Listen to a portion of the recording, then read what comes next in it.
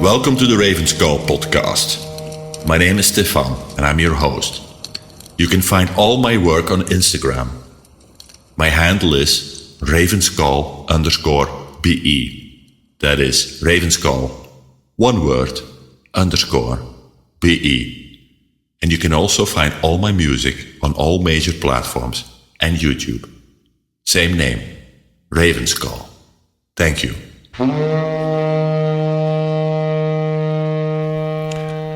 Hi. Today we're going to talk about Yule, the ancient celebration of light and renewal.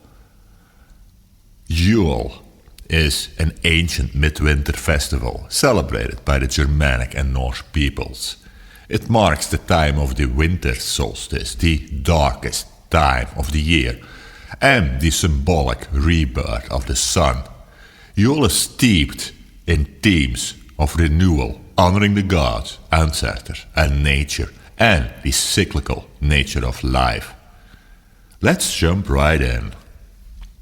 The word Yule comes from the Old Norse word Yule, which referred to midwinter feasts predating Christianity. The timing of Yule was closely tied to the solstice and lunar cycles, with festivities often lasting 12 days or more.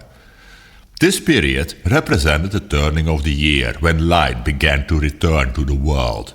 Yule was traditionally celebrated on the first full moon after the winter solstice. It was like the main day of the 12-day feast or festival, as the moon was used as a reference for time in ancient cultures. This connection to lunar cycles emphasized the deep ties between natural rhythms and human life.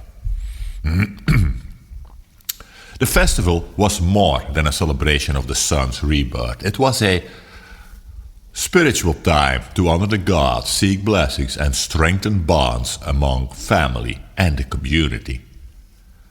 Yule was marked by a wide variety of customs, many of which influenced modern winter holiday traditions. Let's go over a few of them. Feasting and drinking. Large feasts were held, featuring meat, ale, and mead. Toasts were made to the gods, the ancestors, and the promise of prosperity in the coming year. The Yule log. A massive log was burned in the fire, symbolizing the return of the sun. The ashes of the log were thought to bring protection and fertility. In modern times, the Yule log tradition has transformed into festive desserts such as sponge cake or ice cream logs, shaped and decorated to resemble the original Yule log. Sacrifices. Offerings, including animals, food, or symbolic objects, were made to the gods and spirits to ensure abundance and protection. Another one are evergreens and decorations. Evergreen plants like holly and fir were used to decorate homes as symbols of life and resilience. These traditions later influenced the Christmas tree. And lastly, gift giving. Exchanging gifts was a way to spread goodwill, echoing modern practices during Christmas. When we talk about Yule, we might think of the wild hunt. Odin played a very central role in Yule. Known by many names, Odin was seen as a god of wisdom, death, and magic. During Yule, he was also associated with the wild hunt, a spectral procession of spirits and supernatural beings, warriors, undead, that swept across the sky on stormy winter nights.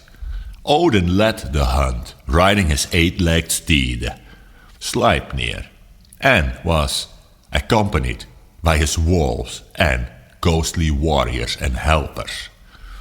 The hunt was believed to bring omens of fortune or doom. Travelers who saw the hunt were either blessed or cursed, depending on their deeds. The Wild Hunt influenced another later figure in Europe, namely Sinterklaas, the precursor to Santa Claus. Like Odin, Sinterklaas is depicted as a wise, bearded old man who rides through the sky. Sleipnir, Odin's eight-legged steed, finds its parallel in Sinterklaas's horse, and the tradition of leaving offerings, such as hay, food, cookies and so on, carrots, for the horse, mirrors the custom of children leaving shoes for Sinterklaas to fill with gifts. In the old days, the people would leave gifts to Sleipnir. Nowadays, in the tradition of Sinterklaas, people, children, would still leave like carrots in their shoes to feed the horse of Sinterklaas. The Wild Hunt's duality of rewards for the good and punishment for the wicked also appears in the Sinterklaas tradition, where well-behaved children receive gifts and naughty ones face consequences. The naughty ones sometimes were assumed to be taken along with Sinterklaas, just like the Wild Hunt would take the wicked with them. A fascinating interpretation is that Zwarte Piet, or Black Pete, or Blackface, whatever it's called nowadays, Sinterklaas's black-clad helpers, could represent Hugin and Munin, Odin's raven companions. In Norse mythology, Hugin and Munin fly across the world each day, gathering news and insight to bring back to Odin. The parallels are striking. They are messengers and helpers. Just as Hugin and Munin serve Odin by gathering knowledge, Zwarte Piet acts as a messenger and helper for Sinterklaas, delivering gifts, or coal sometimes, depending on children's deeds. Zwarte Piet was assumed to take the naughty kids with them, or at least tell Sinterklaas who was naughty and who was good, just like Odin's ravens being the messengers of the Allfather. Hugin and Munin are black-feathered ravens. They are associated with mystery and the otherworldly. Zwarte Piet's dark appearance could symbolically echo this connection to shadowy wisdom and liminality. In the Wild Hunt, Odin's ravens observe humanity and report their deeds. Similarly, as I said, Zwarte Piet's traditional role of rewarding the good and punishing the bad reflects this theme of judgment. And lastly, Hugin and Munin's flights across the world mirror Zwarte Piet's journey to distribute gifts, acting as intermediaries between the divine figure and humanity. The divine figure being Odin or Sinterklaas. So, Yule's customs are rich with symbolic meaning. It's about rebirth and renewal. The return of the sun after the solstice represents the triumph of life and light over darkness. Community and abundance, feasting and gift-giving reflects themes of sharing abundance and mutual support during the harshest part of the year. And cosmic cycles, the festival's ties to lunar and solar cycles, highlight the interconnectedness of nature and life. And lastly, duality of light and dark. Figures like Odin and his companions, or their later iterations, Sinterklaas and Zwarte Piet, embody the balance between light and dark, good and bad, reward and punishment.